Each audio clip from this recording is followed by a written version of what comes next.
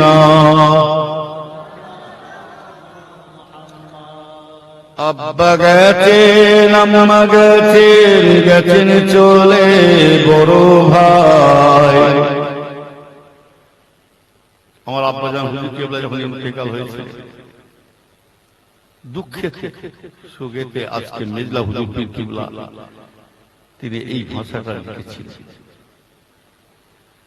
হুজুর কেবলার ইন্তেকালের পর আব্বা গেছেন আম্মা গেছেন গেছেন চলে বড় ভাই।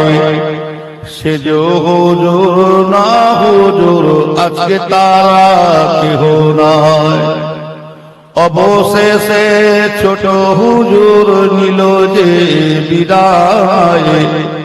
একাই আমি মেজলা হুজুর রইয়া আছি এ ধারায়। ভাই বলিয়া কে ডাকিবে কে লইবে খোঁজ খবর। কবরের ঘরে দেখতে হলো ছোট ভাইয়ের ওই কবর। ভাই বলিয়া কে ডাকিবে কে লইবে খোঁজ খবর। বড় হয়ে দেখতে হলো ছোট ভাইয়ের ওই কবর।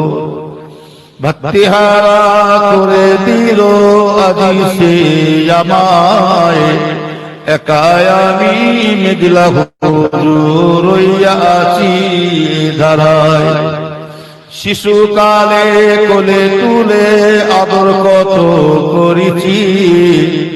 ভাই বলে তার মুখের কত স্নেহের চুমা দিয়েছি। আজকে আমার শিশুকালে কোলে তুলে আদর কত করেছি। ভাই বলে তার মুখে কত স্নেহের চুমা দিয়েছি। ভক্তিহারা করে দিল আজি সে জামাই।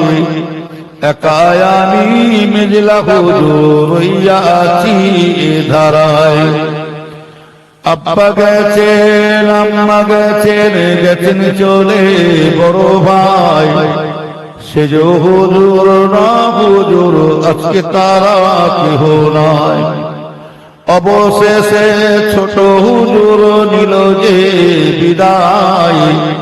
একাই আমি মেজলা হুজুর রইয়া আছি এ ধারায়। আল্লাহুম্মা সাল্লি আলা